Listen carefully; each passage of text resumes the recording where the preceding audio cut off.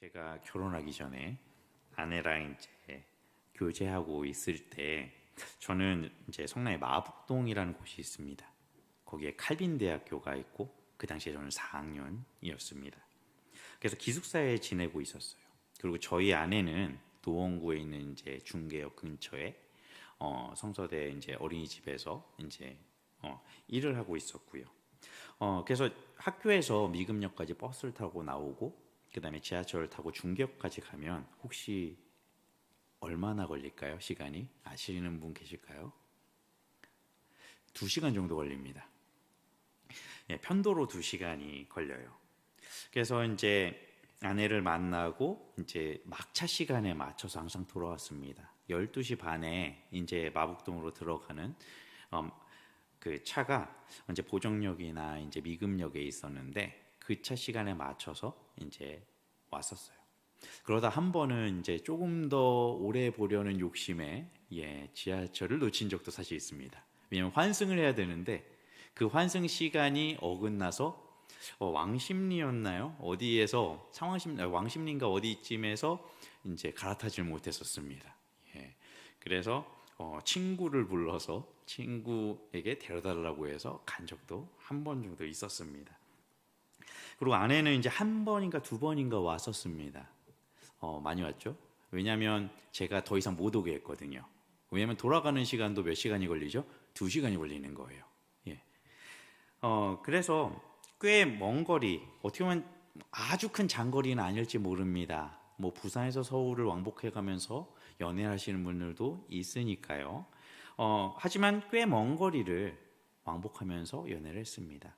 수요일이나 금요일, 주일 이렇게 예배가 있는 날이 아니고는 이제 항상 매일 이렇게 왕복 4시간을 소모하면서 그 거리를 가면서 연애를 했습니다. 그런데 왜 이렇게 할 수 있었을까요? 좋아서죠. 그리고 그렇게 했기 때문에 결혼을 했을 겁니다. 수고할 가치가 전 있었다고 생각됩니다. 그때 아내를 만나는 것이 너무 좋았기 때문이죠. 그리고 수고해야 했고 그만큼 아내를 생각하니까 그렇게 했던 것일 겁니다. 이렇게 모든 일 수고가 필요합니다. 그리고 수고하게 됩니다. 가치 있다라고 생각하는 것을요. 그리고 무언가 얻기 위해서는 수고해야 된다는 거죠. 우리의 삶은 어쩌면 이렇게 땀 흘려서 수고하는 인생일지도 모를 것 같습니다. 바울과 그 동역자들은 데살로니가 교회 성도들을 항상 생각했습니다. 그리고 그들을 위해 기도했죠. 몸은 멀리 있지만 항상 그 교회 성도들을 걱정했고 심지어 디모데까지도 그들에게 보냈습니다. 오늘 본문의 5절을 다시 한번 같이 보도록 하겠습니다. 5절입니다. 이러므로 나도 참다 못하여 너희의 믿음을 알기 위하여 그를 보내었노니 이는 혹 시험하는 자가 너희를 시험하여 우리 수고를 헛되게 할까 함이니. 바울이 굉장히 걱정하고 있다는 것을 알 수 있습니다. 그리고 데살로니가 교회 성도들에게 큰 관심이 있다는 것도 알 수가 있죠. 관심이 있기에 걱정이 되는 것입니다. 또 멀리 떨어져 있기에 걱정이 되는 것이죠. 특히 시험하는 자로 인하여 이들이 믿음을 잃지 않을까 걱정한다라고 말하고 있습니다. 그리고 그렇게 되면 바울과 그 동역자들의 수고가 헛되어 버릴 수 있을까 걱정하는 모습인 것처럼 보이기도 합니다. 그리고 디모데를 보내죠. 디모데, 바울이 가장 아끼는 제자이자 아들과 같은 사람이고 동역자입니다. 그래서 오늘 본문에서는 형제라고 말하고 하나님의 일꾼이라고 디모데를 말합니다. 바울의 사역 혼자 하지 않는다라는 것을 우리는 너무나도 잘 알고 있습니다. 함께 동역했던 사람들이 많았죠. 사실 특정한 조건이나 요건을 갖춘다면 혼자 일하는 것이 가장 편할지 모릅니다. 왜냐하면 내가 원하는 대로, 내가 마음에 드는 대로, 내 방식대로 그냥 하면 되니까요. 하지만 함께하는 것은 어떤가요? 함께하는 것은 어려울 수 있습니다. 왜냐하면 서로의 다름을 서로 맞춰야 되고 해야 하는 일들의 역량을 맞게 나누어야 하고 또 부족한 것이 있더라도 그것을 받아줘야 되기 때문이죠. 그리고 또 다 같이 한 목적과 목표를 향해서 한 방향으로 가야지만 일이 이루어진다라는 것입니다. 하지만 혼자 하는 것과 함께 하는 것, 그거의 결과물의 차이는 좀 있는 것 같습니다. 우선 혼자 하는 것보다 함께 하는 것이 시간이 단축되고 더 큰 일을 할 수 있습니다. 한 사람이 모든 일에 탁월할 수는 없죠. 무언가 잘하는 것도 있겠지만 못하는 것도 분명히 있습니다. 사람마다 할 수 있는 일이 다르기 때문이죠. 그리고 절대로 혼자 할 수 없는 일들도 많다라는 것입니다. 바울은 지금 직접 자신이 갈 수 없는 상황에 놓였습니다. 그리고 바울의 요점, 디모데를 보내는 바울의 요점은 무엇일까요? 바로 데살로니가 교회 성도들을 위해서였습니다.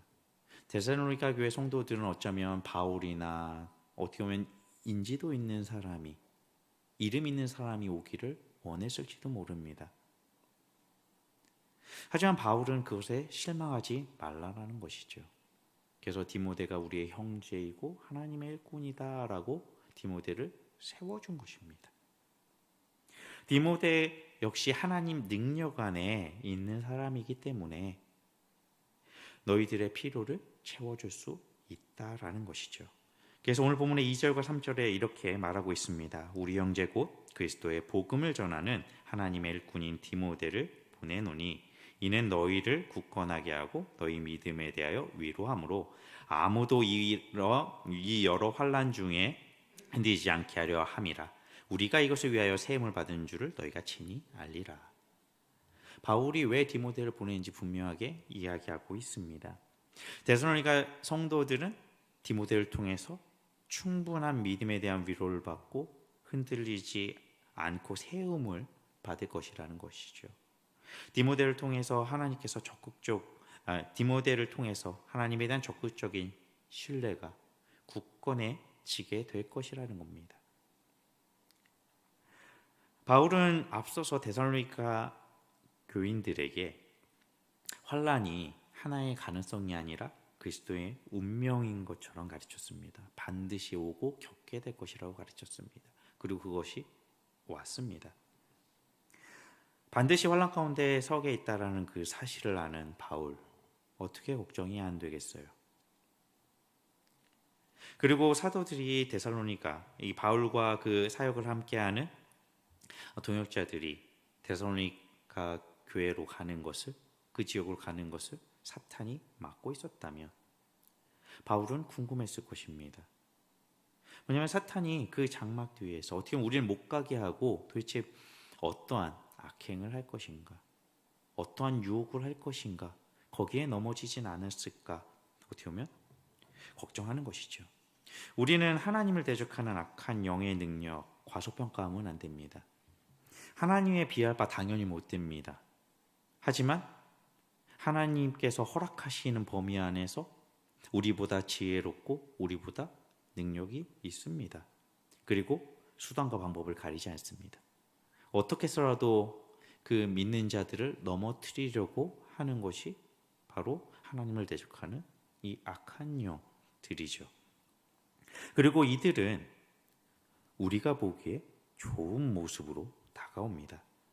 고린도후서 11장 4절에 바울이 이렇게 기록하죠. 이것은 이상한 일이 아니니라 사탄도 자기를 광명한 천사로 가장하나니.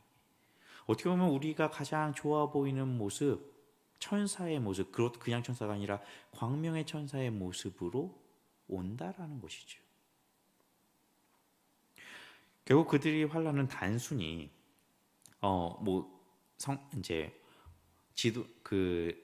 핍박을 당해서 이방인들을 통해서 오는 단순한 고난이 아니라 어떻게 보면 사탄의 큰 유혹 가운데 놓이게 된다라는 것입니다.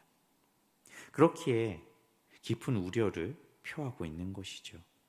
이러한 유혹은 당연하지만 그 결과로 어떻게 보면 바울과 그 동역자들이 수고한 일들이 허사가 되진 않을까 걱정되고 궁금했던 것입니다. 그래서 3절에 헛되게 할까라는 말은 환난 중에 흔들린다라는 말과 평행을 이루면서 강조를 하게 되는 것이죠. 바울의 수고가 헛되다면, 실패라면, 실패에 대해서 우리는 어떻게 생각해 봐야 될까요? 사실 우리는 두려워합니다. 실패하기를 무서워하죠. 세상에서는 실패가 성공의 어머니라고 하지만 실패 자체는 매우 힘들고 아프며 손해가 있습니다. 결실이 작거나 없으니까요. 중요하면 중요할수록 실패의 대가는 크게 됩니다. 그런데 지금 실패는 성공을 위해 도전하는 실패가 아니라는 것이죠. 반드시 지켜야 하는데 이것을 잃으면 안 되는데 그것을 잃게 된다는 것입니다. 어쩌면 이 둘의 실패에 대한 무게감은 다를 것입니다. 그런데 왜 바울은 자신들의 수고가 허사가 되는 것을 왜 생각했을까요? 바울은 하나님이 그 택하신 자들을 보호하실 것이라고 굳게 믿었을 것입니다. 하나님께서 하시는 일에 실패가 없다는 사실을 알고 믿고 있습니다. 그렇다면 걱정할 필요가 없겠죠. 이사야서 49장 4절에 분명히 이해하고 있기 때문입니다. 그러나 나는 말하기를 내가 헛되이 수고하였으며 무익하게 공연히 내 힘을 당하였다 하였노라. 참으로 나에 대한 판단이 여호와께 있고 나의 보응이 나의 하나님께 있으리라. 사람은 실패할 수 있어도 하나님은 실패하지 않으시죠. 심지어 우리가 실패하는 것처럼 보이는 것도 하나님께서는 오히려 반전시키실 수 있는 분이 하나님이십니다. 아담과 하와가 유혹 가운데 타락하게 됐지만 하나님은 그것을 반전시키셨습니다. 창세기 3장 26절에 원시복음이라 불리는 여자의 후손으로 올 그가 뱀의 머리를 부순다라고 분명하게 말씀하셨죠. 가인이 아벨을 죽임으로 그 충동을 못 이겨서 죽임으로 하나님의 자녀의 그 계보가 끊어지는 것처럼 실패인 것처럼 보입니다. 하지만 하나님께서는 아벨 대신 아벨을 이을 셋을 주셔서 이어가시죠. 하나님께서는 이처럼 모든 것을 주관하시고 반드시 그 뜻을 이루십니다. 이걸 아는 바울이 어떻게 보면 무엇을 두려워하고 걱정하는 것일까요? 이러한 인간적인 걱정, 바울은 인격적인 존재이기 때문일 것입니다. 우리와 같은 성정을 가진 사람이죠. 어쩌면 이러한 문제는 믿음이 있고 없고의 문제가 아닐지 모른다라는 것입니다. 바울이 데살로니가 성도들에게 관심이 있고 더 나아가서 사랑하는 존재들이기 때문입니다. 바울이 사랑했기 때문이죠. 하나님이 얼마나 이들을 사랑하는지 바울이 그 사실을 알고 있기 때문입니다. 내가 너무나도 사랑하는 하나님께서 사랑하시는 저들, 그렇기 때문에 당연히 걱정되는 것은 당연한 것이죠. 그러니까 신자들이 이런 위험 가운데 죽거나 교회가 흩어지게 하는 것, 그것이 수고의 헛됨이 아닐 수 있다는 것입니다. 바울이 걱정하는 것은 이러한 공격과 유혹 가운데 그들의 믿음이 어떻게 보면 잃어지는 것, 상실되는 것, 이 믿음을 버리게 되는 것, 그것을 두려워했고 그것을 알고 싶어 했다라는 것이죠. 그리고 이러한 바울의 궁금증은 디모데를 통해서 확인됩니다. 디모데를 통해서 소식을 듣게 되죠. 바울의 걱정 근심 가운데 위로를 받았다라고 이야기를 합니다. 그래서 6절과 7절 함께 보도록 하겠습니다. 6절과 7절입니다. 지금 디모데가 너희에게로부터 와서 너희의 믿음과 사랑의 기쁜 소식을 우리에게 전하고 또 너희가 항상 우리를 잘 생각하여 우리가 너희를 간절히 보고자 함과 같이 너희도 우리를 간절히 보고자 한다 하니 이러므로 형제들아 우리가 모든 궁핍과 환난 가운데서 너희 믿음으로 말미암아 너희에게 위로를 받았노라. 바울이 큰 위로를 받았다라고 합니다. 왜냐하면 기쁜 소식을 들었기 때문이죠. 데살로니가 교회의 성도들이 믿음을 잃지 않았고 큰 어려움 중에서도 믿음을 지키고 있다라는 소식이 위로가 되었다라는 것입니다. 우리는 사실을 확인 싶어 하죠. 우리는 호기심이 있습니다. 확인하고 싶은 것, 잘못된 것은 아닙니다. 오히려 우리는 확인해야 할지 모른다라는 것입니다. 아브라함은 소돔과 고모라의 심판에 대해서 하나님께 확인합니다. 사람이라면 짜증날 정도로 반복해서 물어보죠. 인내심을 시험하듯이 물어봅니다. 기도원은 어땠나요? 기도원도 자신을 부르시는 하나님의 시험하듯 확인합니다. 기도원도 다를 바가 없어 보이죠. 이들의 모습을 보면 단순히 순종하기 위해서 묻는 것처럼 보이지 않을지 모릅니다. 단순히 믿음이 없거나 부족해서일까요? 우리는 어쩌면 이보다 못한 모습으로 살아가지 않나 한번 돌아봐야 될 것입니다. 하나님을 확인해 보지조차 않는다라는 것이죠. 이것이 진짜 하나님의 뜻인가 우리는 확인하려고조차 하지 않는다라는 것입니다. 수고하는 것을 싫어하는 것입니다. 저는 SNS와 유튜브의 발전이 어떻게 보면 굉장히 큰 유익이 있다고 생각합니다. 하지만 한편으로 큰 치명적인 단점도 있다고 생각이 됩니다. 왜냐하면 너무 쉽게 정보를 얻을 수 있다는 것이죠. 가만히 앉아서 핸드폰만으로 침대에 누워서 어느 곳에 있든지 많은 정보를 받을 수 있습니다. 유튜브를 보면 유익한 정보 쉽게 얻을 수 있습니다. 그런데 이게 문제가 되지 않나 생각이 됩니다. 아는 것 같다라는 거죠. 한번 보고 아는 것처럼 느껴진다라는 것입니다. 그래서 나는 안다고 생각하고 그것에 대해서 더 이상 알려고 하지 않습니다. 또 그 출처에 대해서 확인하려고 하지 않는다라는 것입니다. 실질적으로 유튜브를 누가 많이 이용할까요? 신앙적으로 이단들이 엄청 이용합니다. 특히 요한교실이라는 거 검색해 보십시오. 아마 90% 이상이 신천지에서 올린 영상일 것입니다. 우리도 매우 유용하게 사용하고 있습니다. 하지만 우리 말고 이단들도 무분별하게 사용하고 있습니다. 그거를 아무 생각 없이 본다면 어떻게 될까요? 또 하나는 그런 것들을 우리가 분명하게 내 것으로 만들 수 없다라는 것입니다. 듣는 것이 시작이고 중요하지만 그것을 반복하고 기억하고 행하는 것은 다른 문제이기 때문입니다. 아는 것을 실천해보지 않는다면 경험할 수 없습니다. 성경을 한 장 한 장 진짜 집중해서 읽어보지 않는다면 실질적으로 머릿속에 많이 남지 않는다라는 것이죠. 진리는 주관적인 소견이 아닙니다. 그냥 느낌적인 것이 아닌 것이죠. 예를 들어보겠습니다. 공자 아시죠? 공자는 실존한 인물인가요? 실존한 인물이라고 말씀하실 겁니다. 그럼 왜 실존한 인물인가요? 그 증거는 무엇인가요? 공자는 스스로 자신이 책을 쓴 적이 없습니다. 제자들이 썼습니다. 제자들이 증언한 것입니다. 증인으로서. 그래서 우리는 공자가 허구의 인물이라고 생각하지 않습니다. 실존 인물을 생각하죠. 소크라테스도 마찬가지입니다. 그 제자인 플라톤과 제자들의 증언으로 실존이 증명됩니다. 기록이 있죠. 이들에 대한. 이들이 실존했다는 사실, 직접 본 증인들 그리고 역사적인 증거들을 통해서 다른 해석이 필요 없습니다. 그냥 역사적인 인물들인 것입니다. 예수님이 역사적으로 실존하는 분이고 그분의 죽음과 부활 역시 사실입니다. 수많은 증인들이 증언하기 때문입니다. 이것에 대해서 사실 우리가 특별하게 설명할 필요도 없습니다. 분명한 증인들과 증언들, 기록들이 있으니까요. 그렇게 우리는 우리의 신앙을 스스로 확인해 봐야 된다는 것입니다.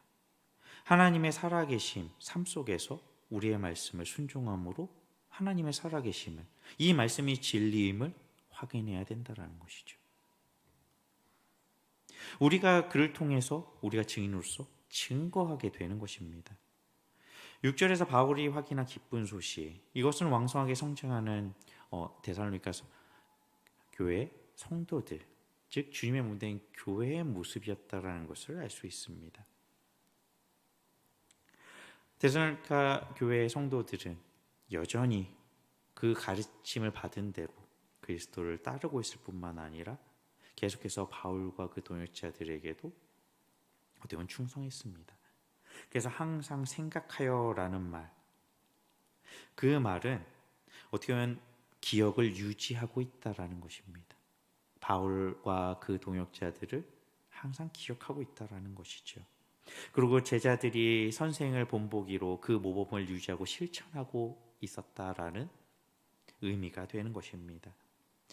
자기 선생이 없음에도 그 선생님을 기억하며 계속해서 그 선생님의 모범적인 삶을 계속 쫓았다라는 것입니다.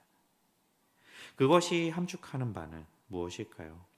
너희는 우리를 언제나 잘 기억하고 그 마음속에 행동 지침으로 삼으라는 것이죠. 그리고 이 바울과 그 동역자들이 간절히 보고 싶어하는 것처럼 데살로니가 교회 성도들도 이 바울과 동역자들을 보고 싶어 합니다. 어떻게 해서 보면 이들의 환난의 원인은 이 바울과 동역자들이 전해준 복음으로 말미암은 것일지 모릅니다. 예수님을 믿지 않았다면, 이 복음을 받아들이지 않았다면 겪지 않을 일일지 모릅니다. 그런데 그러한 어려움과 힘든 가운데서도 매우 보고 싶어 했다라는 것이죠. 이것을 우리는 어떻게 생각해야 될까요? 상호적이라는 것이죠. 관계는 한쪽으로만 가지 않는다라는 것입니다. 서로 주고 받는 것이죠. 그리고 그것을 우리는 사랑이라는 관계로 성경에서는 정의하고 있는 것입니다. 왜냐하면 그 사랑이라는 개념을 어거스틴이 삼위일체 하나님의 삼위일체 교리에서 그것을 끌어오기 때문입니다. 그렇게 하나님께서 사랑이시다. 그리고 우리가 서로 사랑해야 된다라는 것. 그것은 몸이 떨어져 있어도 또한 우리가 얼마나 서로 생각하는지를 통해서 알 수 있다라는 것이죠. 로마서 1장 11절에서 12절 이렇게 기록하고 있습니다. 제가 봉독해 드리겠습니다. 내가 너희를 보기를 간절히 원하는 것은 어떤 신령한 은사를 너희에게 나누어 주어 너희를 견고하게 하려 함이니 이는 곧 내가 너희 가운데서 너희와 나의 믿음으로 말미암아 피차 안위함을 얻으려 함이라. 로마서에서도 바울이 어떻게 보면 데살로니가 교인들을 걱정하는 내용과 동일한 이야기를 하고 있다라는 것입니다. 7절에서 위로받았다라고 이야기합니다. 바울만 디모데를 보내서 혹은 서신으로 데살로니가 교회 성도들을 위로한 게 아닙니다. 데살로니가 성도 교인들도 바울의 위로가 됩니다.